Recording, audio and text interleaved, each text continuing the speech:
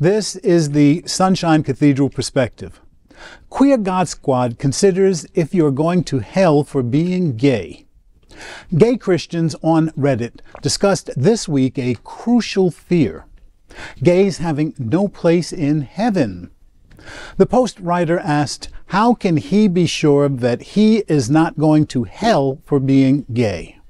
The writer says he is a 19-year-old young man and wants to get married and adopt children. But there's this voice in the back of his head saying it's not worth the risk of going to hell.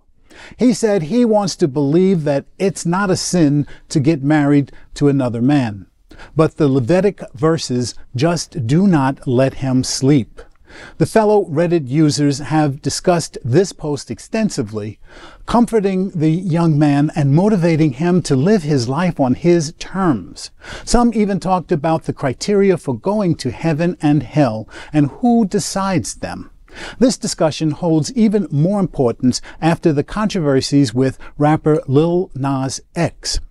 Conservatives and religious social media channels went after him for mocking Jesus in his recently released new single, J. Christ, and an announcement of Christian era. Where the conservative media constantly talks about LGBTQ+ and Christianity or religion being mutually exclusive, it is no wonder some LGBTQ+ people fear a dreadful after-death journey. The real question is, does a true religion accept, embrace, and empower every soul in its true form? So if you are gay and you fear going to hell, does God accept you? First, yes, God accepts you. And then I just wrote a bunch of notes. Hell does not exist, my friends. It is a human construct. I found a couple of things that I'm just going to read to you because they were important enough to me. Bart Ehrman is...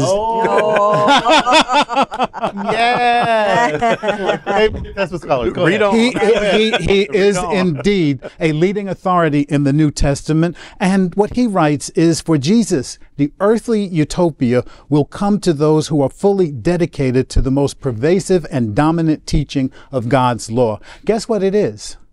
Love God and love your neighbor as yourself. Mm-hmm. Now, this whole concept about hell, I'm saying that it is a human construct. Mm-hmm. He says that the word that Jesus uses that we interpret as hell is actually, and I'm going to mispronounce it and y'all will fix it, Gehenna. Gehenna. See, I told you they'd fix it.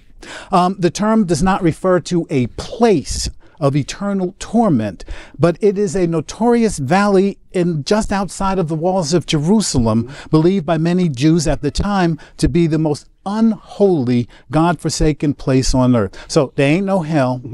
Most scholars and faith-based theologians agree there ain't no hell. So, and even the Pope dances around it, but when he gets really cornered, he goes, well, I hope hell is empty. He says that hell is about freedom to say no to God. So he doesn't say that hell is a place. Right. Hell is a mindset. Mm-hmm. And Lil Nas X, all that child did, and I can say child because I'm an old man, all that child did was pray. Right. All that child did was say, dear Jesus, please help me on my road. Mm-hmm. So yes, religion accepts everyone in it if religion is used in its purest form. Yeah. Religion is not a place where you go and somebody says, or should not be a place you go where somebody says, oh, you just not are living right and you're just going to live in eternal hell damnation. It's a mindset. And I'm telling that young man, that 19-year-old, do what you want to do with your life, just like most of the Reddit people are telling you. Live your life the way you want. I'm telling you now, my husband and I have 36 years we've been together, and we've raised families all over the place. So if it is in your heart to raise children, find a man that you want to do it with and do it. Yeah. All right. Absolutely. We love it. Hell it's so silly. H-E-L, Hel, was the goddess of the underworld in Norse mythology. Do you see how people just borrow each other's stuff and put a new twist on it? There are 4 different words that the King James Bible translated in as hell. There was Tartarus and Gehenna, which is based on the Valley of Gehenna, and Hades, which was the god of the underworld in Greek mythology. And then later it just became like, they just thought of it as the place, you know, Hades' place was Hades. And then there was Sheol, which is the first afterlife experience we see in the Bible. And it's not really a place, it's an experience. It's like a shadowy realm. It's just death. It's like, what if just there, you're just death. And it wasn't good or bad. It's just, when you're not here, where are you? Must be Sheol, just the place of shadows. And then when you're exposed to other cultures, like this whole heaven and hell and good, that comes from the Zoroastrians, from the Persian, when Persia had dominated and they were the empire in charge. And so you see the evolution. Well, let's just keep evolving it to where we don't need it. Yeah. In the Anglican Church, the party line is, well, yeah, the Bible mentions hell, but it never says anyone's there. Right. Like the Pope is saying that. And someone will then say, well, what about, you know, Lazarus? Well, that was a parable. So the only person, the rich man Dives, the only person who's ever mentioned there didn't exist. It was like the Good Samaritan and, you know, these parables of people you made up. And so, and I'm just tired of people blaming stuff on the Bible. I found in the magic book, would you please be a person and think and be an adult and have some education? I found in a book. Well, I've read a lot of books. And they say, in fact, the Bible is a library of a lot of books. Yes. And they don't all agree. And so, hell, any God that would create a hell is a monster. And any religion that is boiled down to fire insurance, it's just superstition. It's just mind control and fear and meanness. No. If God is love, love is not abandoning anyone to hell. Right.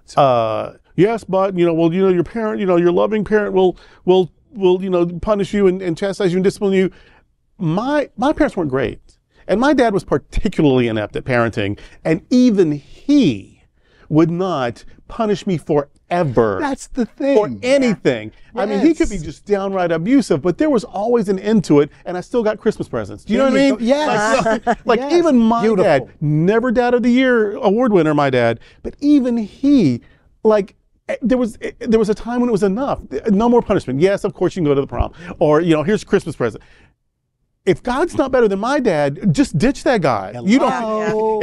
If God can't measure up to my dad, you just don't need a God. So no, of course. It's just it makes me so angry that we're having this conversation in the 21st century, and I mean way up in the 21st century. Yeah. It's a quarter of the way behind us already. How old are we?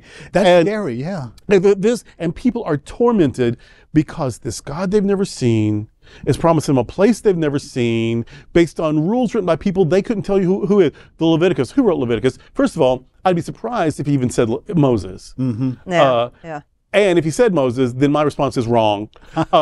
We don't know. First of all, I don't think there was a Moses, and that is increasingly a scholarly consensus. But but if there was a Moses, we don't know 10 verifiable things about him.